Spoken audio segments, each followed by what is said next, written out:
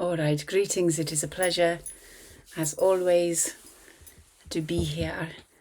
Thank you for allowing us into your space and your time. We are deeply grateful for the opportunity to be able to convey our wishes to you.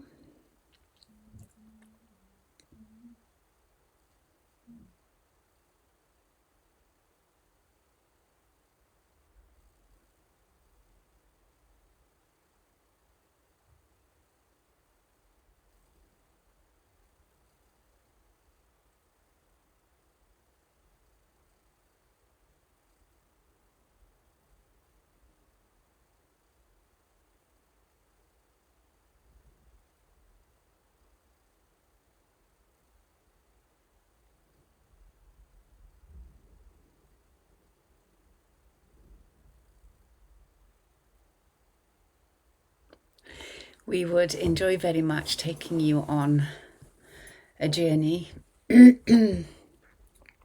For those of you that are interested in our work, that resonate with our message, which is the reclamation of joy.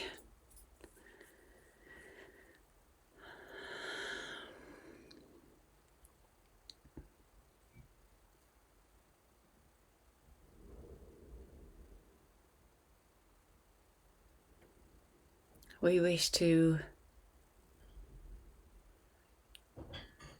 invite you to a gathering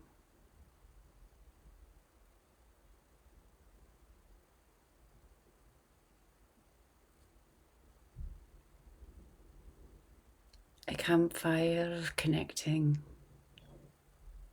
deep within the wilderness of the earth, where time is held at bay, where space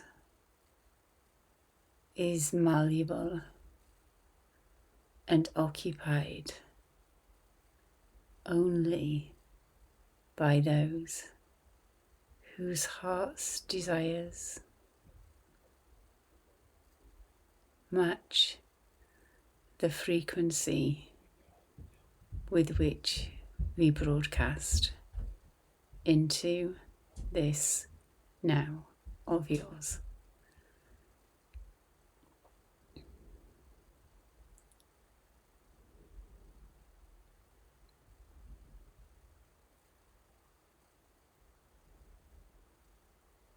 We wish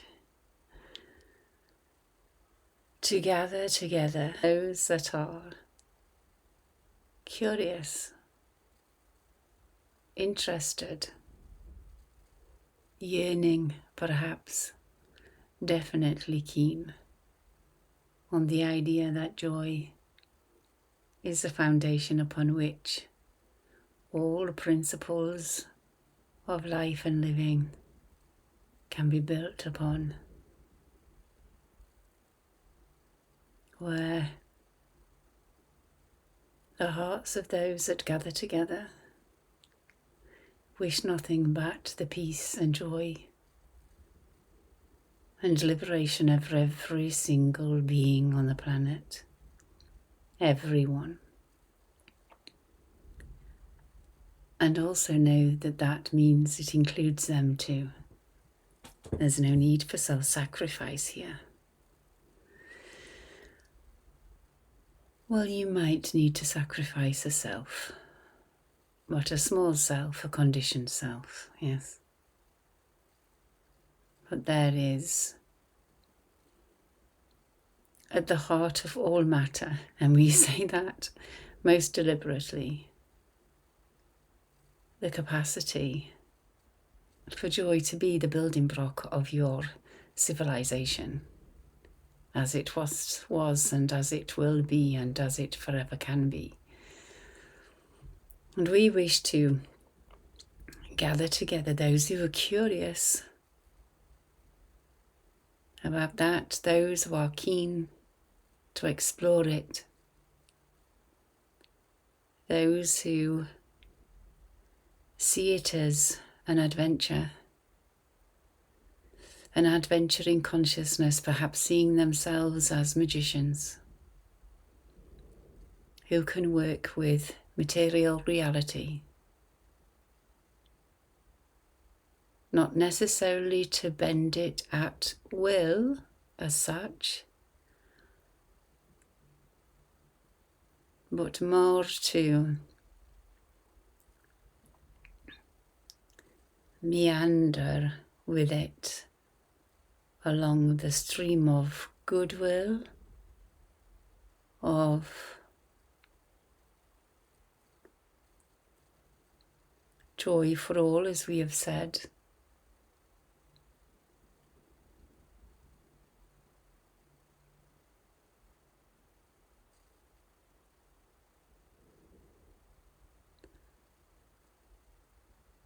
Those who are curious about living life differently, for the sake of exploring it, for the wonder and curiosity of imagining it.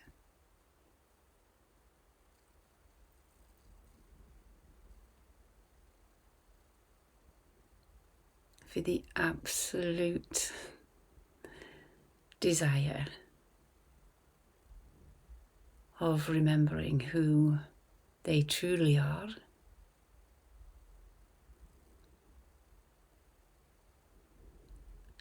so we don't offer certainty as if there is such a thing. Certainly in a universe of physicality that is just as malleable as yours is, there's no certainty. We do not offer certainty, and we do not offer guarantee.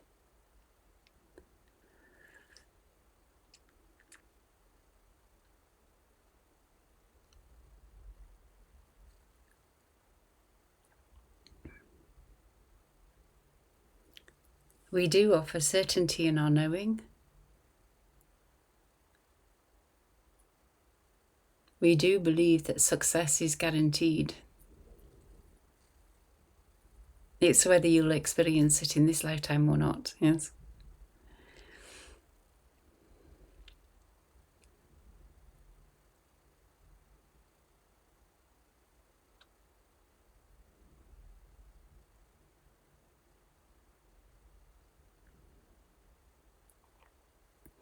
It is important to us that we only gather together those whose desire matches ours, and the desire for joy, which is beyond peace but contains it.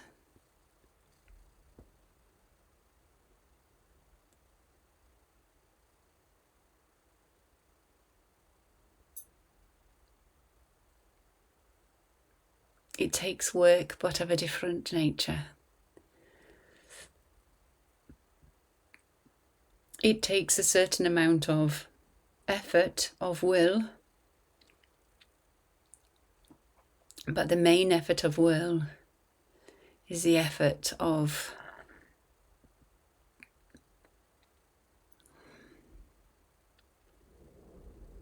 not listening to the reality that's been created around you already, and more learning how to settle into the reality that you want to create around you. The support for that is within.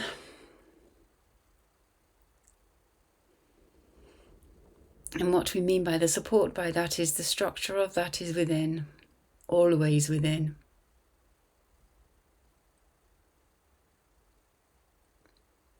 And so where shall we begin? Well, as we scan those of you that we believe are on your way, and therefore already here,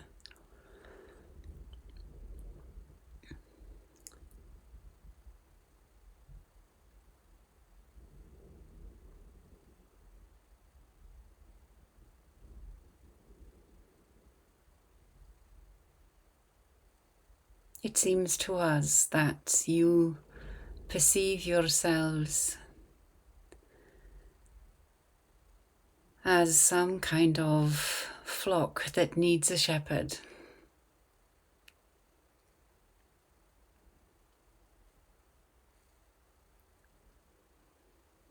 That you are somewhat still used to giving your authority away to external power structures somewhat. And you're not wrong, yes. So we want to be really clear about that. You're not wrong in your observations.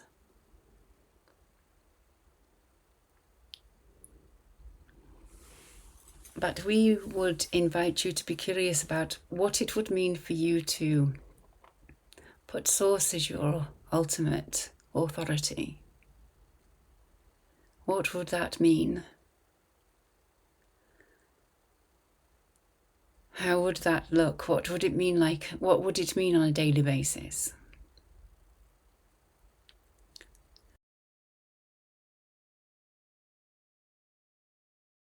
So if the source of all, whether you call that nature, 0 point field, the universe, or whatever it is that you're using to name that which you are and that which you are a part of, that which is inextricably linked and connected to your thoughts, your attitudes, your beliefs, your choices and your decisions, your expectations most of all.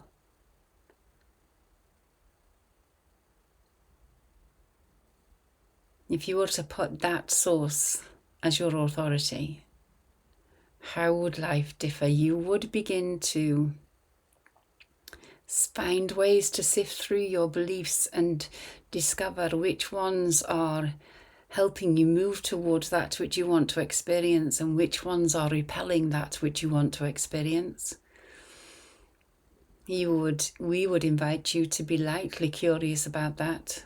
Definitely not self-critical, and also not so punitive about where those beliefs may have come from, but a light curiosity of the internal house that you're building with these structures that you call beliefs or thoughts, ideas about self and others. Because we say lightly curious because it's so very easy to get bogged down in trying to notice every single thought or every single belief.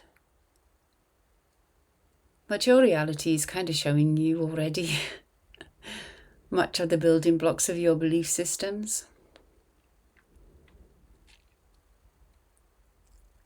So we first of all would encourage lightly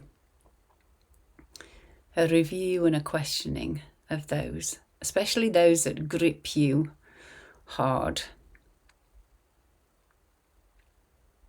You may want to ask friends and family that are open to it what kind of things you tend to say and take for granted about what you believe about yourself and the world, what they notice.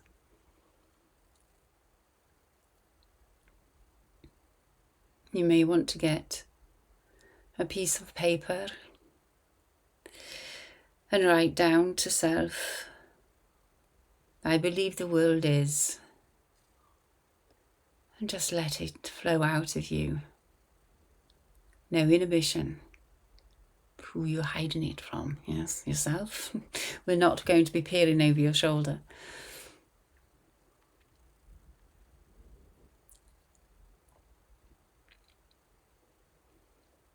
I believe I am. If only I could believe that let's say that differently. If only I could believe I could. A strange one, but it works. If only they would, I could.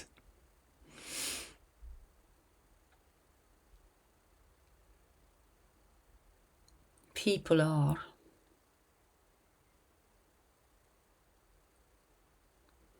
And with just those alone, you will begin to see, just let the words flow onto the paper for a few minutes maximum for each of those would give you enough information if you were to cast a curious eye over it, of the kind of patterns. Where's the patterns? What's the general theme here? That could be enough information on its own, yes?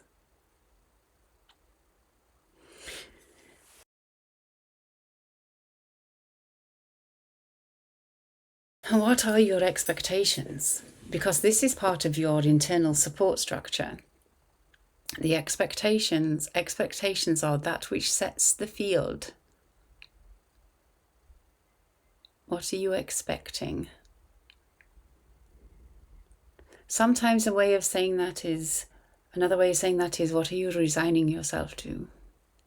So if you want to try and find out what your expectations are,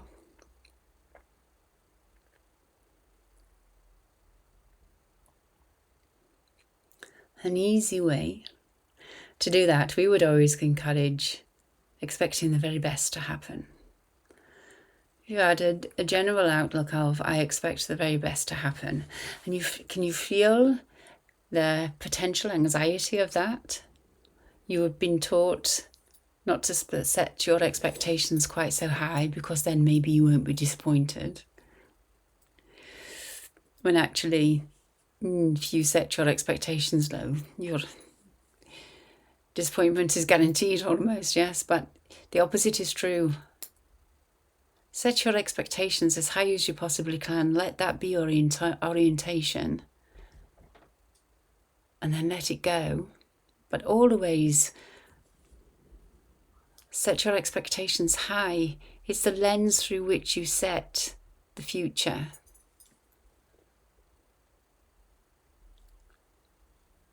A general high expectation is, I expect the very best to happen.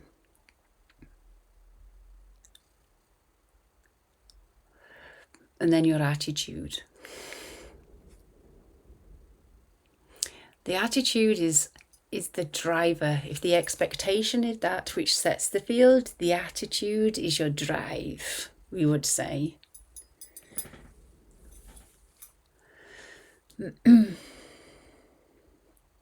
So let's play around with the idea of attitude. Is your idea of attitude protective in nature? I'm going to guard against. Is your attitude to life that of curiosity? We would encourage that. It's probably the most expansive yet neutral, welcoming attitude you could have.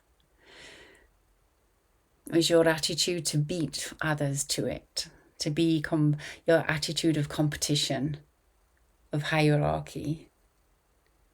The attitude of curiosity, of openness, but the attitude of curiosity is the best drive, we would say.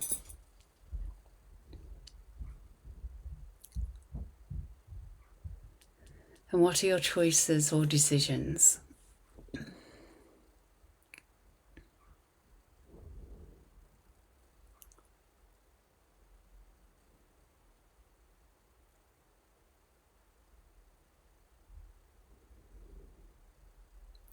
When you're thinking about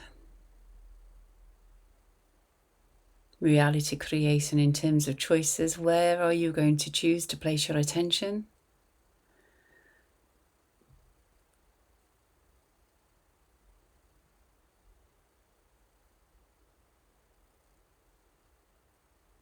We would never encourage you to lie to yourself about how you're really feeling.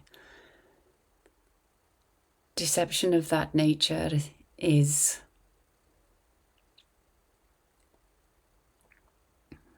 destroys the cohesiveness of self. It's self-abandoning. It's always so much wiser, loving and kinder and compassionate to start where you are. So that would always include never be in denial of how you really feel about anything. and what to really think about anything, as the universe is going to pick that up, that's what the field is going to reflect back to you in a useful, yes? So give yourself the gift of being true to yourself, which can take some courage, some commitment, some curiosity, and some cultivating. It's not very celebrated in your world right now, yes?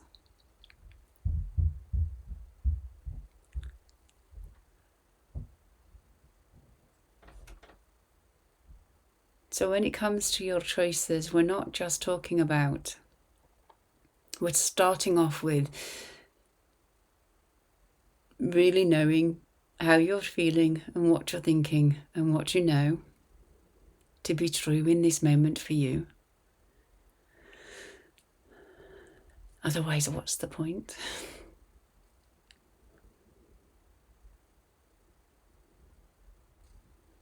And then, so what am I going to do about that?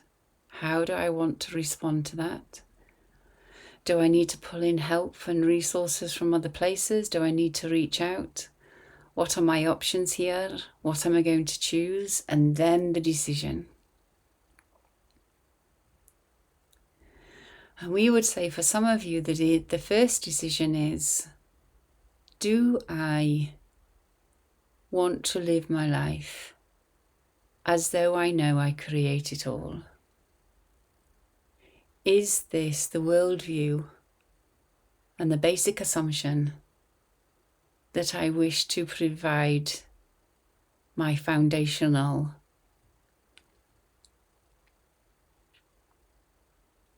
awareness of, my foundational knowing of? Is this what I want to be the foundation of in my life going forward or not? It's all right to sometimes believe it, sometimes not believe it, but there needs to be a decision whether you want to be willing to engage in it or not. Sometimes be willing to not be able to create, which you decided you wanted to create. Falling flat on your face at times, dusting yourself off, picking yourself up. But deciding, is this the kind of adventure in consciousness you want to have? Is this the kind of way of life you want to be? And ultimately then deciding that for yourself. Not, so-and-so says it's true, so let me have a go. Does this evoke a knowing in my bones? Does this, even though I don't know how to live it yet, is this something that I want to embark on? Let that be your first decision.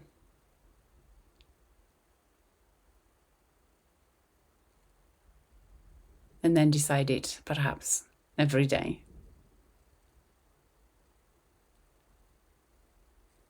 So those are some of the structural components to the internal support we wish to offer you. And this is how you would put, one of the ways that you would put Source as your only authority. It takes courage, this path. It takes a great deal of compassion, of practice. And another way of putting Source as your authority, your true authority,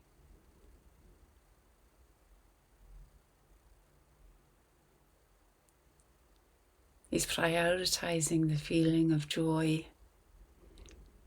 of gladness, not as the only experience, not as the only emotion that's got validity,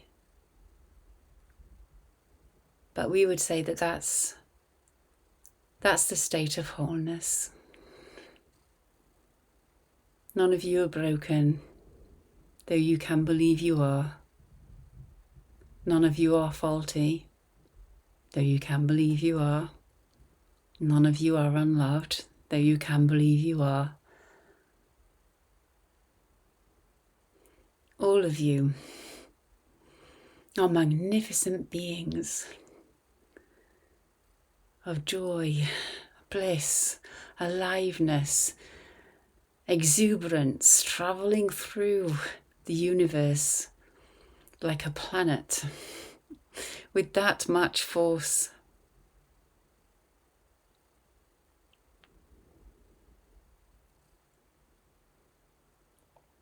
Very different from who you have been told that you are for eons, yes?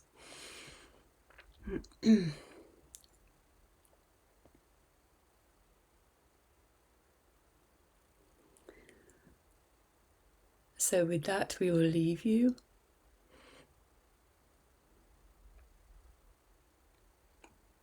Our final words were,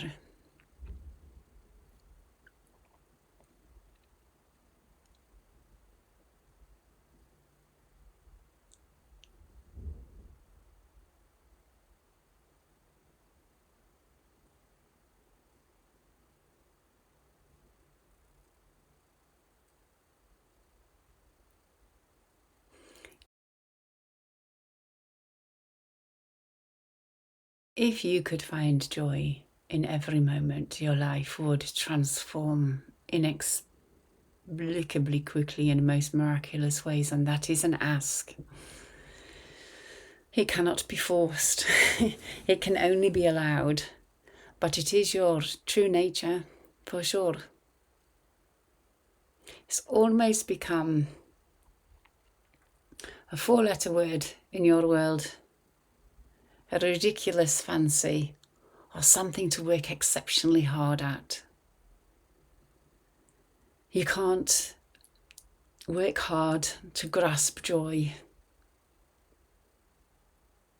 There is power in joy than you can possibly imagine. Well, we bet you can imagine. Just remember the power, the creativity, the life force, the aliveness that's created when a few of you manage to get together in joy.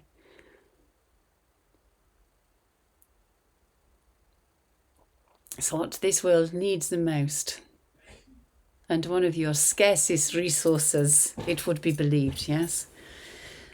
But we don't want to be dismissive of the complicated nature of prioritizing joy in your life when you look around and you believe in everything that your eyes are telling you. So we'll take it slowly. This is the foundation. Don't try and be in joy every moment of your day. It's exhausting. Know that it's available. Sometimes you'll find it, sometimes you won't. And sometimes people have different routes to it, and we'll speak more to that in the future. But this is the foundational piece. There is structure that we hope has been useful for you to hear about.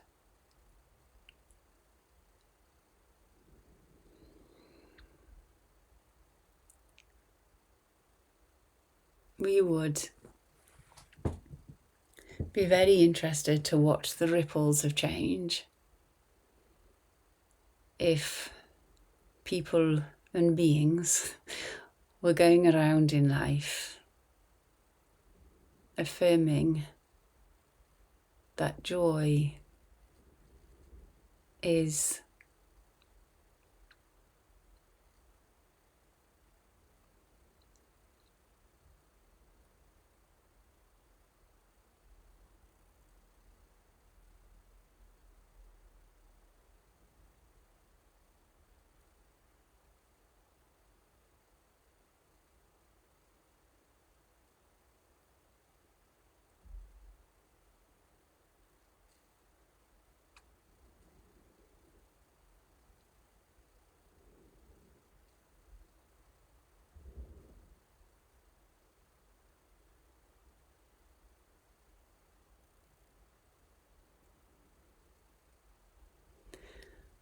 Joy is the foundation of life on this planet.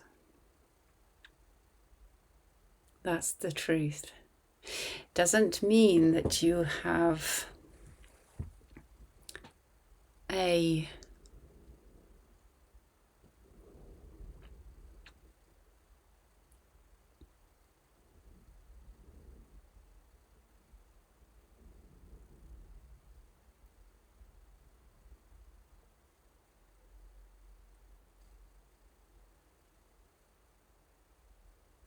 entitlement to grasp it from the external material reality.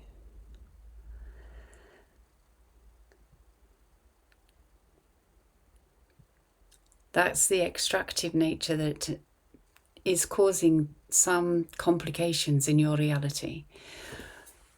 It is your birthright to have that joy as a generative force within you.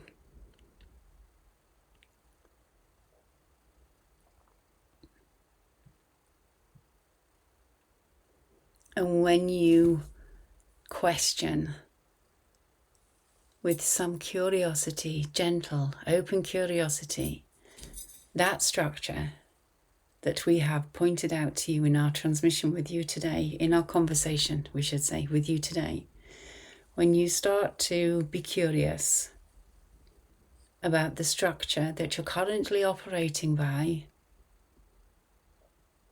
and begin to make decisions about what you want to change and what that might allow in, then that joy can start to show up more on your external reality.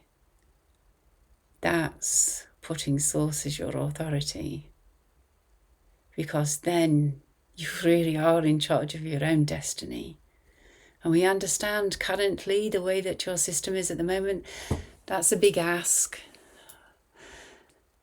And so we would never encourage anybody to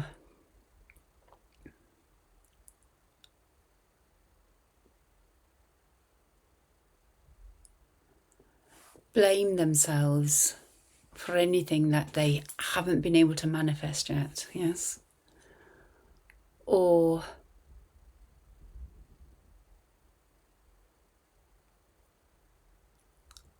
not see that there is a collective power in the belief in the systems at the moment, the oppression and the ways that you're chained somewhat to the systems through the beliefs that you're programmed with by your industries and those systems that are generative in their nature energetically.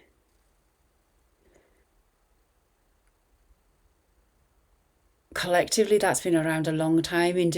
Some individuals are more enchained into that than others.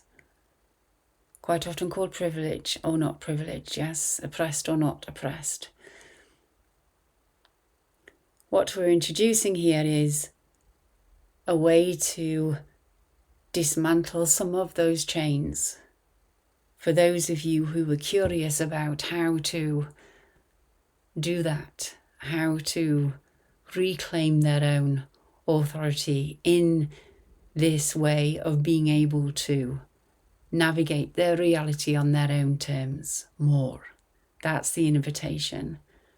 But there's no blame on the self here, yes? So until the next campfire, we delight in the joy that we can see. Until next time, for now, we bid you farewell.